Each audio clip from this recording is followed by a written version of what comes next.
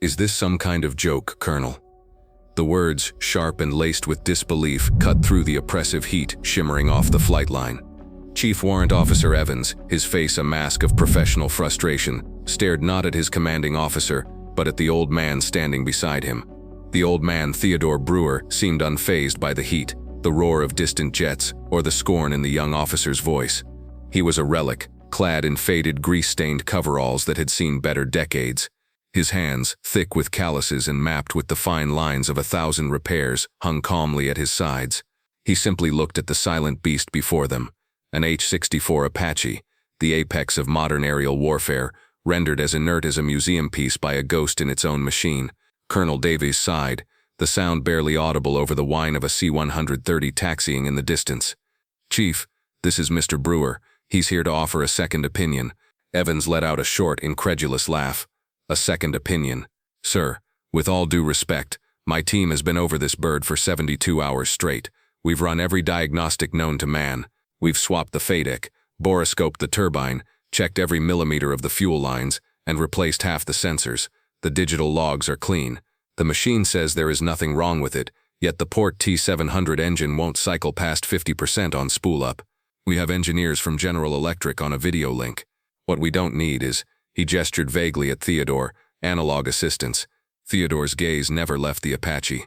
He was 80-something years old, his face a testament to a life lived under harsh suns and immense pressure. His eyes, though clouded slightly with age, possessed a focus that was unnerving. They weren't just looking at the helicopter, they were studying its posture, the way it sat on its landing gear, the subtle sheen of its composite skin. He was listening to its silence. A small crowd of younger mechanics had gathered at a respectful distance. They were the best of the best, digital natives who could interface with a billion-dollar weapon system through a ruggedized laptop. They had been defeated by this enigma, their confidence eroded with every failed engine test. Now they watched this strange tableau, a mixture of curiosity and the same derision their superior officer was so openly displaying. Whispers rippled through them. Who was the old man? Some retired legend the colonel knew? A good luck charm? "Let him look, Chief," Davies said, his voice now carrying a hard edge of command that Evans could not ignore. Evans gritted his teeth and stepped back with a flourish of theatrical defeat. "Fine. The flight line is yours, Mr. Brewer. Just please, try not to touch anything. It's a very sensitive piece of equipment."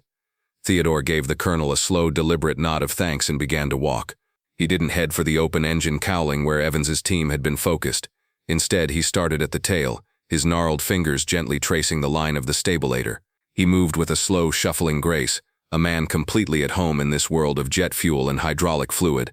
His every movement was economical, his attention absolute. He circled the Apache, his head cocked as if listening for a secret. The young mechanics exchanged smirks. He looked like a farmer checking his prize bull, not a technician diagnosing a turboshaft engine. He finally arrived at the port side, stopping below the engine that had tormented the base's finest for 3 days. He didn't look up at the complex array of tubes, wires, and blades. He knelt down, his old knees cracking in protest, and looked underneath, at the place where the engine housing met the fuselage. "Flashlight," he said. His voice was gravelly, unused. A young sergeant, eager to break the tension, scrambled to hand him a high-powered LED torch. Evans rolled his eyes, crossing his arms. "Sir, we've had military-grade imaging equipment in there. I assure you a flashlight isn't going to reveal anything we missed."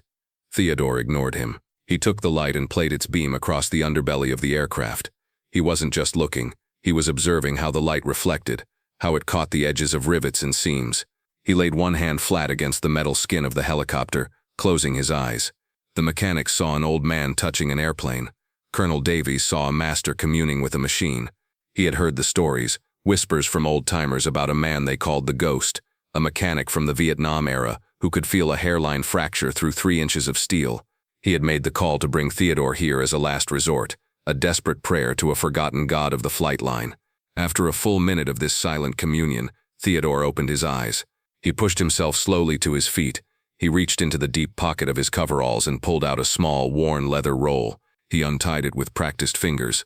Inside, nestled in soft cloth, were not the gleaming, laser-etched tools of a modern mechanic, but a collection of oddly shaped, hand-forged instruments, polished smooth by decades of use.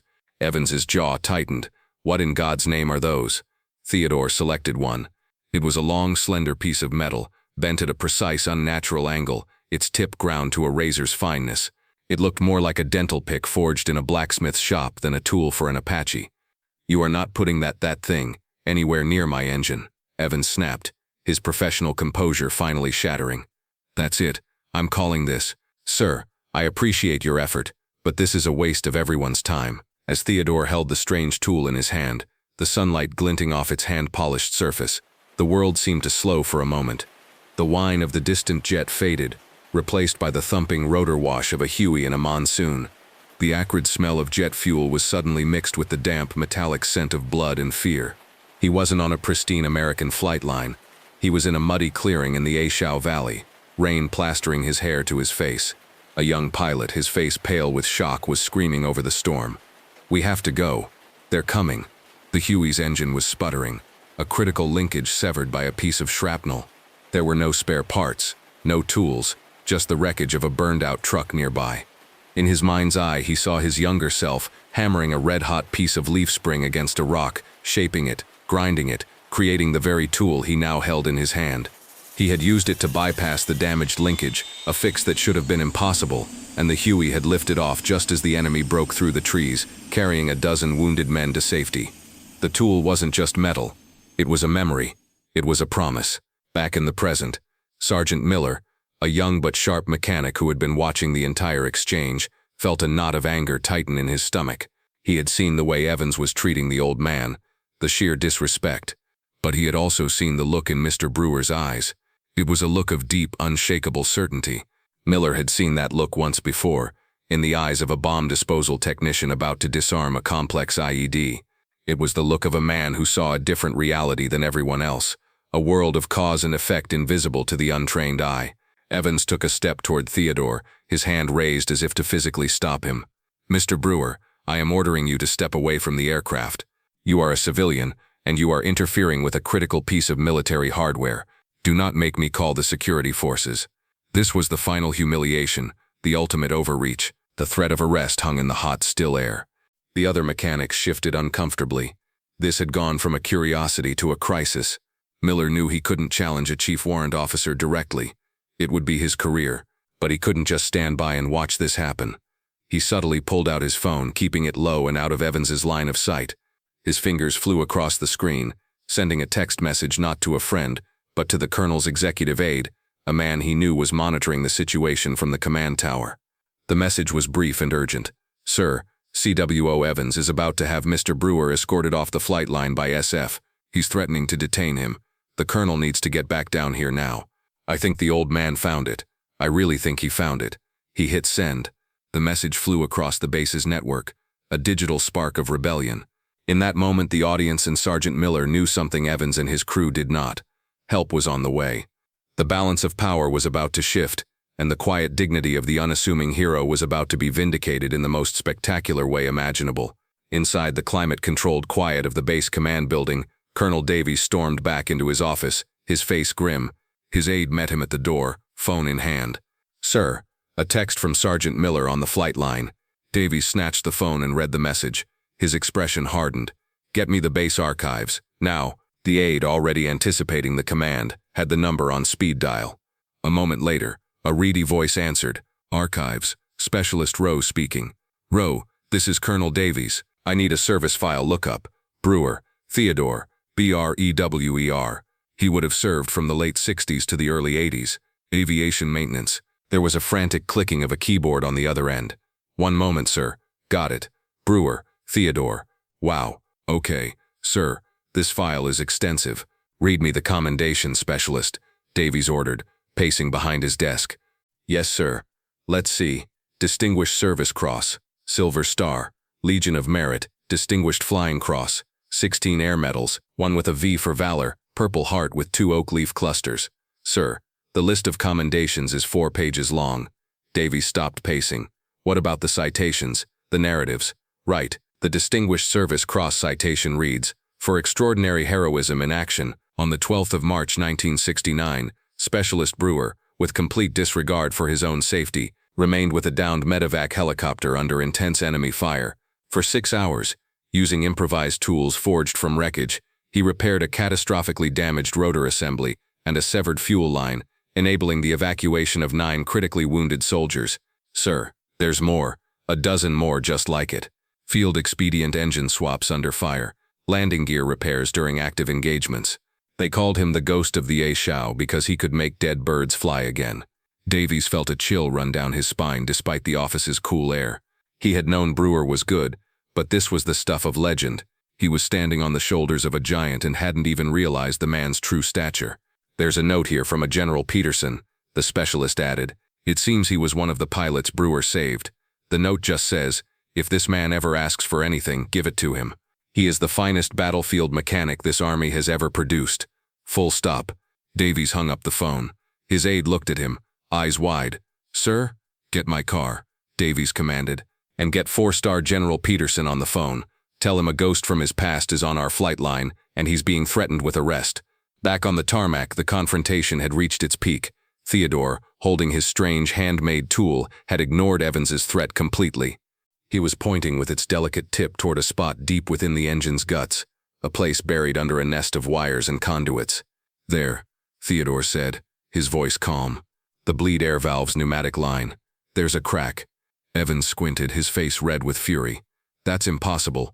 We scoped that entire section twice. The fiber optics showed nothing. There is no crack. He stepped forward, his body blocking Theodore's access. That's it. I've had enough. Sergeant, he barked at one of the younger mechanics. Go get the security forces.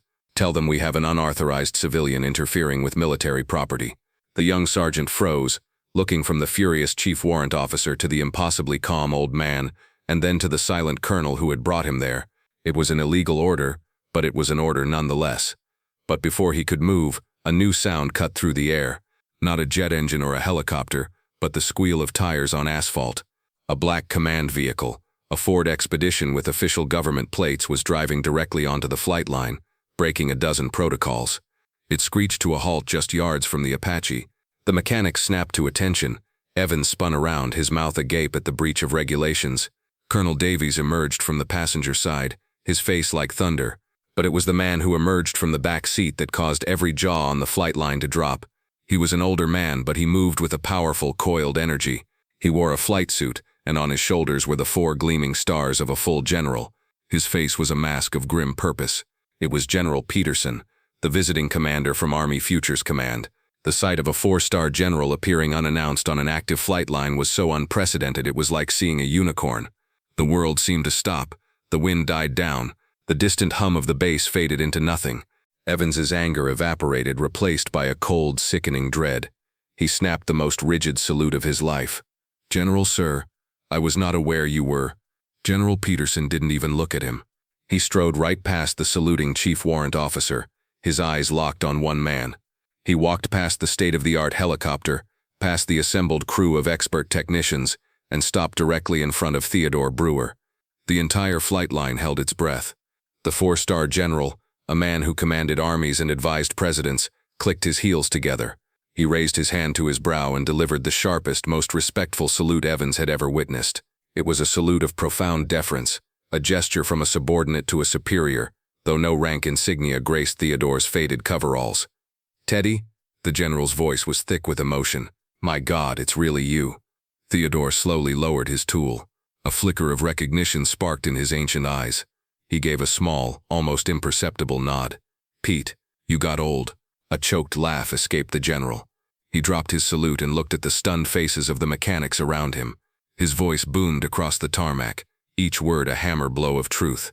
Men, you have the privilege of standing in the presence of a living legend.